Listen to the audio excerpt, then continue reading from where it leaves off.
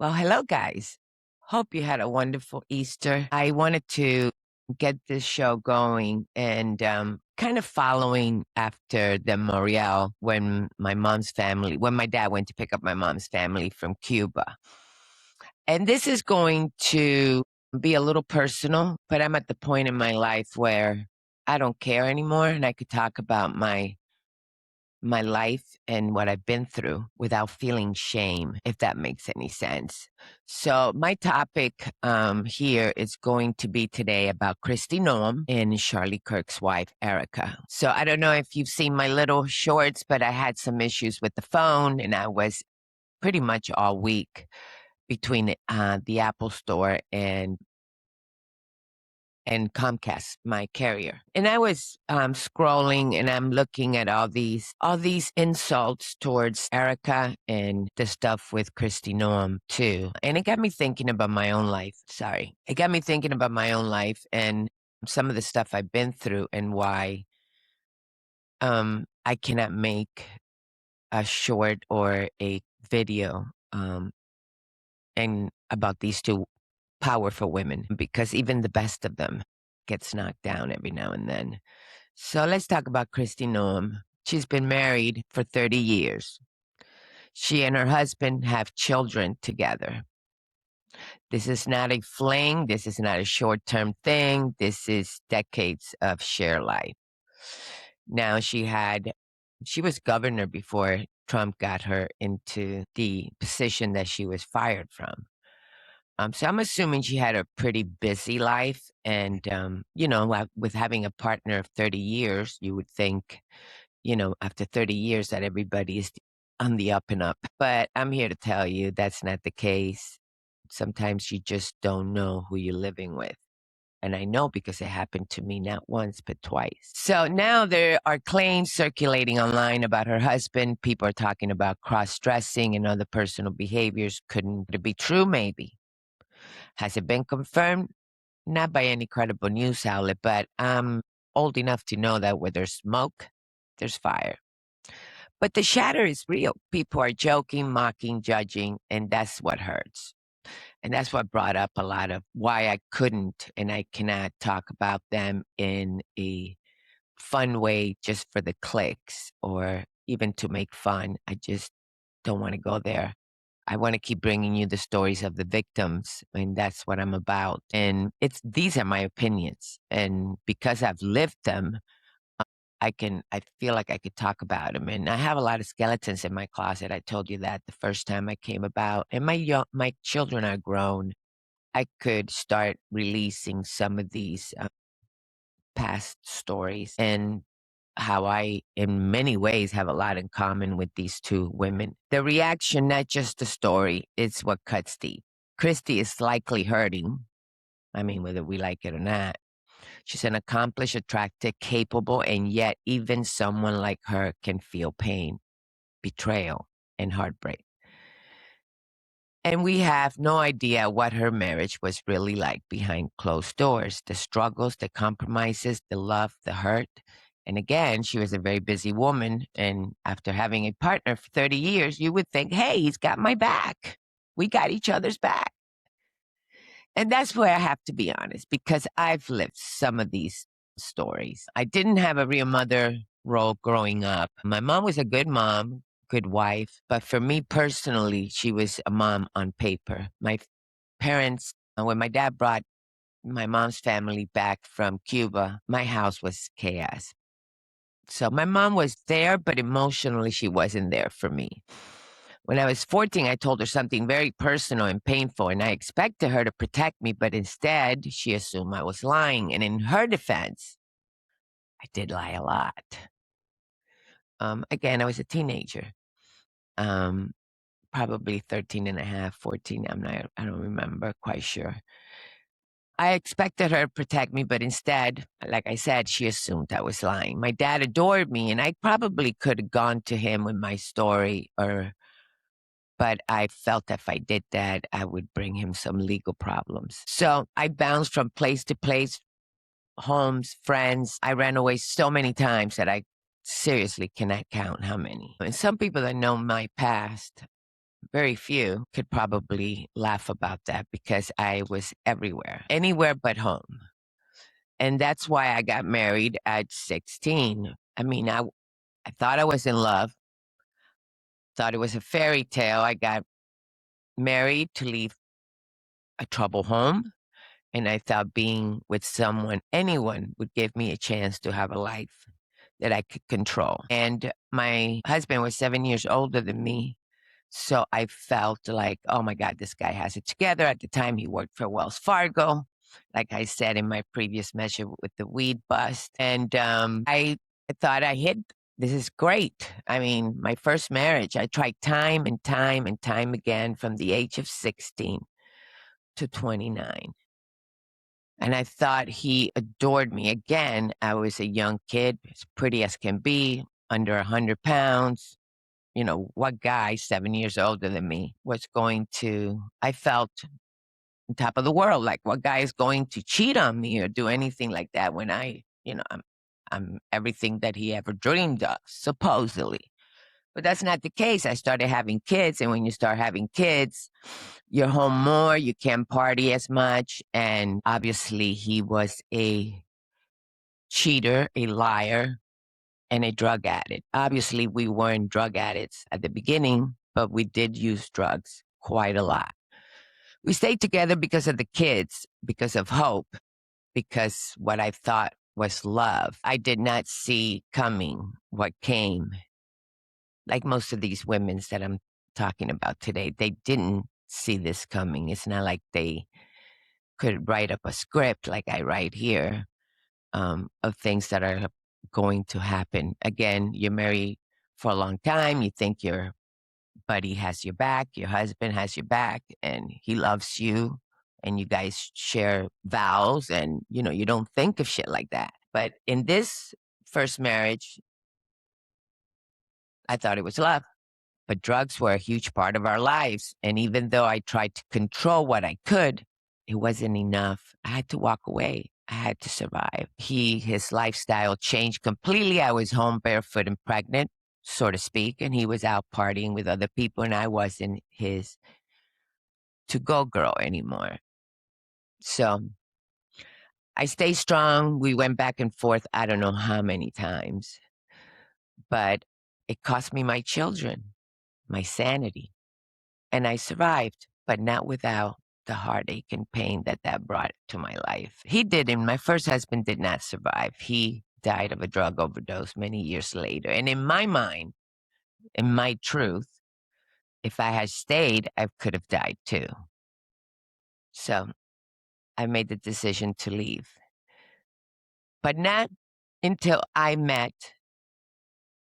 another man. Then I made the same mistake again, not once, but twice. He gave me a chance to leave Florida. He didn't care about my past. Oh my God, a fresh start. I could go to Chicago. This is where his hub was. He had a good job. And I would finally know what love was. I had 2 more children with him, and I promised myself I would be the mom I wasn't able to be the first time. And for a long time, I was. And I like to think that I am. But things happen. That's what I'm trying to get at. But life doesn't stop. On the second marriage, everything was great, great family, great grandparents, something I have never seen before. It was amazing. And I thought, oh my God, this guy is the real thing. But life doesn't stop. Around 8 or 9 years into the marriage, my daughter was diagnosed with cancer.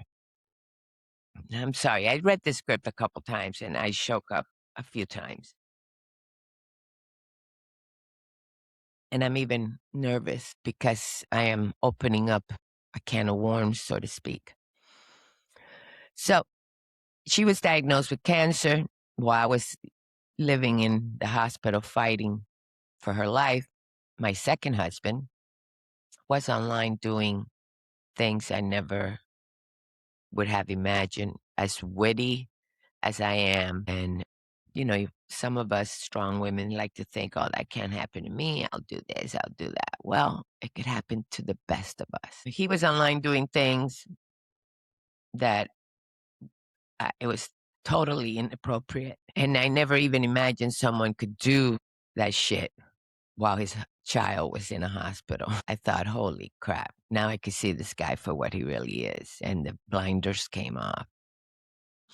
I had no thought for intimacy. I was focused on my child and my child alone, but he was doing his thing behind my back. He thinks it was behind my back. I already knew what was happening, but I had to suck it up and put my big panties out because I had a child fighting cancer. So things that were completely against my values and moral, because if there's one thing that I am is loyal to a fault, to be honest. And that's probably I kept giving chances over and over again to my first husband and to the second one.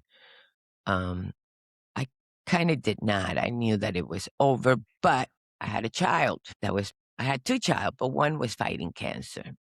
I stayed because I swore I would protect my kids. I had to hold on to my truth. And when he finally said he was leaving, I didn't break. I was ready. I even said, "Can I help you pack?" And I stood my ground. But not before the slap in the face. When you find out all this stuff online and the amount of emails and the pictures and those things can break a person. I thought that I survived it because I was so involved in my daughter's cancer battle that I didn't have time to really give a fuck about what he was doing. I really didn't. So that's why I can relate to Kristi Noem. No matter how strong, beautiful, or successful a woman is, love doesn't always follow the rules. I mean, both guys that I was with, I thought they adored me. God knows I had never felt insecure about myself per se, but I felt insecure about my past because, like I said, I had so many skeletons in my closet that I felt shame. And even when my daughter got diagnosed, I thought that was God punishing me. And it had nothing to do with me. But in the moment, that's what you think. So they don't see the private pain. We don't see her private pain because she's a kind of famous person. She was a governor, then she was DHS, and now she's fired. And again, a lot of people wanted her fired, either Democrat or Republicans. Actually, me too, because I wanted to see some people get arrested and some accountability for some of these people, just like Pam Bondi with her. Oh, I'm not going to tell because if I tell the Epstein thing, the world will burn down. Well, burn it the fuck down. So no matter how strong, beautiful, successful a woman is, love doesn't always follow the rules. People see the outside. They don't see the private pain. They don't see the betrayal, the heartbreak, or the hard choices behind closed door. Kristi is likely hurting and she's probably doing the right thing, just staying quiet and just probably get together with her kids and talk about this. Because again, this marriage was 30 years. You don't think that a partner could do such a thing after 30 years. But, guys are pigs and women too. But some are pigs and they think with their, second head and they don't understand the damage that some of the stuff or some of those betrayals can cause. And maybe it was a good thing she lost her job and she gets her house in order. And I'm definitely wishing her well. And I cannot talk about this online because I would be a hypocrite. Assumptions from people who only see the surface, her money, career, stability, they make starting over a little easier. And they say time heals all wounds. Well, maybe some. But the private pain, the invisible part that stays with you for a long time. And you feel that betrayal deep. If social media existed back in the 80s, for me, I would have been crucified in the public square. But in the private square, I was. I was by my parents, my exes, and even my kids. They had a stepmom now that only knew my ex side of the story. And I can only imagine what he said about me and the things he said about me. And these are the things that my kids growing up were hearing over and over and over again. So it was my ex version of the story to make herself, and it made her feel like she needed to be that mother of my kids. And I thought at the beginning, oh, we were close, me and her. Let me get together with this lady. She's going to see right through this. And, everybody has private battles. And I thought if she only knows my side, then she knows what kind of position I was put in. But didn't happen that way. By then, she thought those were her kids. Do I blame her? Not really. My ex told his side. And if social media had been around when this happened, maybe it would have been a shit show because the fight would have gone online, which is exactly what's happening now with Kristi Noem and Erika. And again, I'm sorry. Some of these things go online and it gets amplified, and the comments, the insults, and everything just amplifies. And I can be part of that. I don't like kicking people when they're down, especially these two strong women. And again, the only reason we are involved is because of social media and the clicks and again, and I'm not telling you that they weren't funny. I spent 2 days scrolling through all this, and I personally laughed about it. Could I have made some video and made it fun? Made it fun? Heck yes, people have. I personally couldn't have done it because it can happen to anybody. For you to come home on a great day and all of a sudden your life changes because your husband or your girlfriend or your wife is a fucking liar and you had blindfolds. I mean, and you feel like, oh my God, this is why the shame comes, because you feel I am beautiful, I am pretty, I'm smart, and I have a gut, and my gut didn't even protect me, my guardian angel, whatever you want to call it. There's no protection for that. You're blindsided completely and your world changes within an instant. Social media, everything is out. And we know, even I know, that you can get canceled, you can get so many things can happen because we've seen it with this new cancel culture that we have. I've gotten some really nasty messages too, like I'm not smart enough. Well, you know what? This is not a test.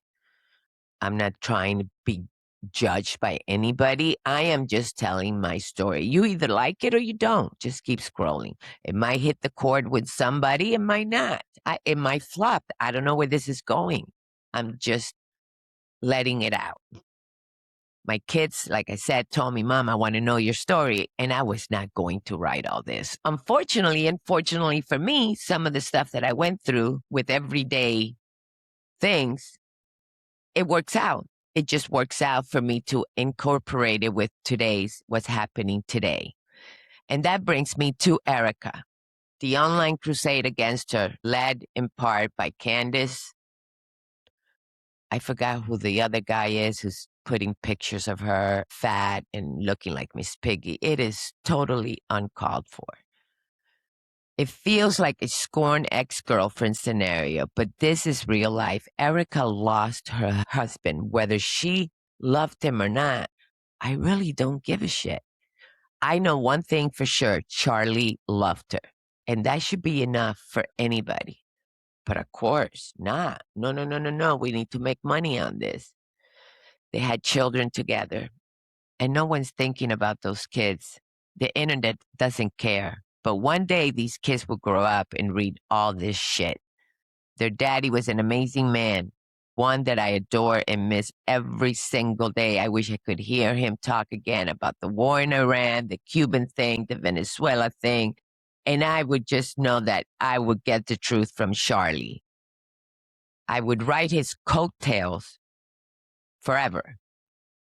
Everyone focuses on the clicks, the views, the viral content. But what about the human part, the moral part? How do people sleep at night knowing they are leaving a paper trail of videos that their kids will someday read? That's something I know from experience. My kids heard everybody else's story, the grandparents, the step-parents, the father's side, but mine. Not only does it hurt, but it makes you stronger. Look at me. But I am still not immune to it. Obviously, my choices in man were horrific. I got fooled. I feel shame. How could that happen to me? It could happen to anybody. This lady, that was not the case. Her husband died. He adored her. He adored her. These attacks online is not something I could get behind. I cannot. I can laugh about it when I see him because I'm human and I'm not here to tell you what you should do or not do. I'm just giving you my opinion, my perspective. And I keep saying this to everybody. If you don't like it, just keep scrolling. This is therapeutic for me. So what happened to Kristi Noem can happen to anybody. And if you're going through that, you'll get over it. You'll get through the other side. I know that while you're in the turmoil, you feel like your life is just a tornado is just going in circles and you feel lost. And oh my God, who do I tell this to? Because not only do you feel lost, you feel shame because you're witty and you're smart and you should have seen this coming. There's things that you will not see coming. When you are in a place of power or position, I'm not, but they are. People will come and tear you down. Sometimes those who are closest to you will be the ones to stab you the hardest. It's tough. It's tough because you have to weave out who can I trust? Who can I be with? I suggest that you find, hopefully you have yourself a couple of 2 or 3 friends that you could really open up to because life does get crazy. And some people will use whatever you tell them against you. And the shame just takes over you. And you feel like you cannot get out of this tornado that you're in. So I will not talk about those 2 girls. Better yet, women, strong women that they're trying their hardest to tear them down. I don't care what Kristi Noem did in her career life. I know I'm talking about her personal life. She looks like a strong woman, and I'm praying for her. Erika as well. She's got God on her side. But that doesn't mean that they're not hurting. That doesn't mean that what's happening to her hasn't happened to millions of women across the world. These sorts of things can make you or break you. And I hope that it makes them even stronger and they get through this turmoil and get through the other side, because I've been there. And I know many of you out there have been there too. You cannot be prepared when your life changes in an instant. You just have to roll with the punches, put your big panties on and get through it. So yes, Kristi, Erika, me, we face judgment, speculations, and unfair commentary. And yes, the rumors may or may not be true, but behind it all, there's a human being feeling pain. And that's the part that matters to me. That's the part I stand with. Because love, family, heartbreak, those are not clicks. Those are life, real moments. And before I close, I want to say this from my own personal opinion. Sometimes when people rise, when they gain influence, a voice, a platform, the haters come out louder. That's just reality. Power attracts attention, but it also attracts criticism and jealousy and people waiting to tear you down. And from what I have lived through, I'll say something even harder. Sometimes the people closest to you become your worst critic. The people participating in this online witch hunt, true or not, I don't care, did not love Charlie, because no one who truly loved Charlie would put his wife and his kids through this nonsense. And the other side for Noam is maybe they had a great life, great marriage. Good. I wish you nothing but the best. And I hope that you never have to go through something like this. You're right. Partners are supposed to be in sickness and in health, but sometimes it doesn't work that way. Sometimes you're in hell. This isn't just content for me. This isn't just clicks. This is something that will live on in the internet forever. Erika will read it, but more importantly, his children would read it at some point when they're old enough. In a classroom, another kid would say something. We all know the kids can be cruel without even trying to. It's what they hear at home, and they take it to the schools. And then we have, God knows, teachers. I don't even know about that. I'm just glad my kids are grown. But more importantly, they will read it. And one day those kids will have to process all of it and possibly judge their own mother through the lens of a stranger who never lived their lives. Think about that. My first set of kids, my first 3 kids, they saw me through the lens of a stepmother and a dad who clearly did not like me, who clearly wanted me dead, who clearly wanted me out of the picture. And as tough as it was for me, because I was heartbroken, I was concentrated on my 2 kids that I had now, and I swore that I would never do or let anything happen like the first time. But think about that for a minute. I was 16 years old, and this went on from 16 to 29. And I kid you not, if I had stayed in that marriage, I would have died right along with him. But that's not justice. That's not truth. It is complete damage, chaos.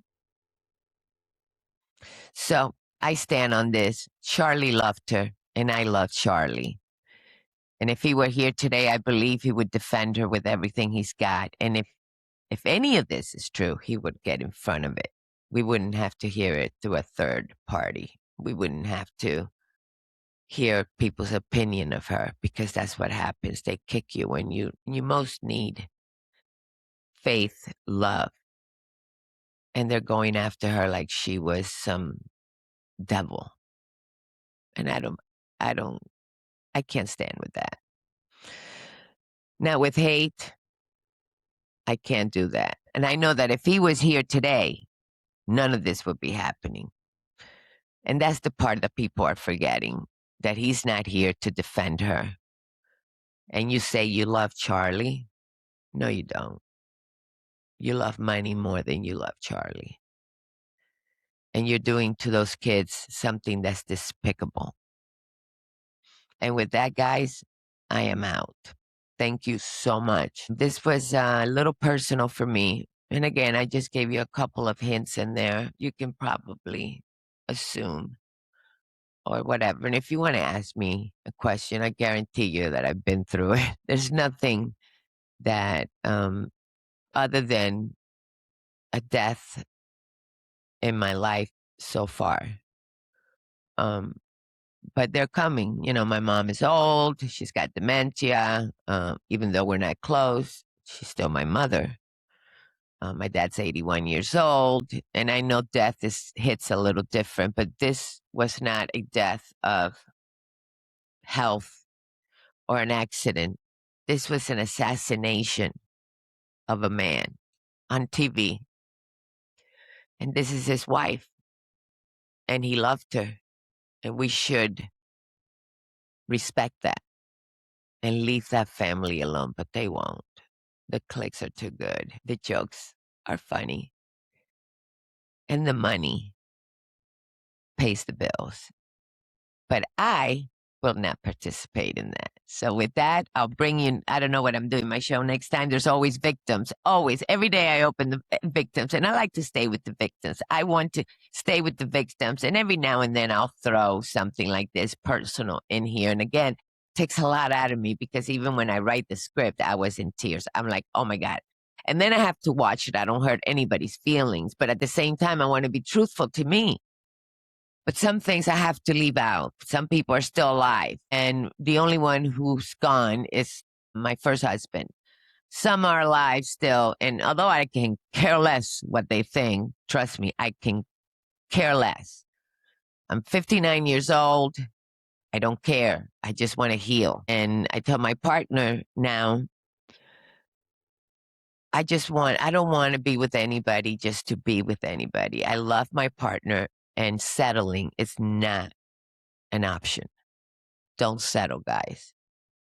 If you have a strong belief, a strong moral compass, and you want your partner to be the same, make sure you iron all this out before you embark on a new relationship, because anyone can be fooled. Anyone can be blindsided. So goodbye and have a great week. Thank you.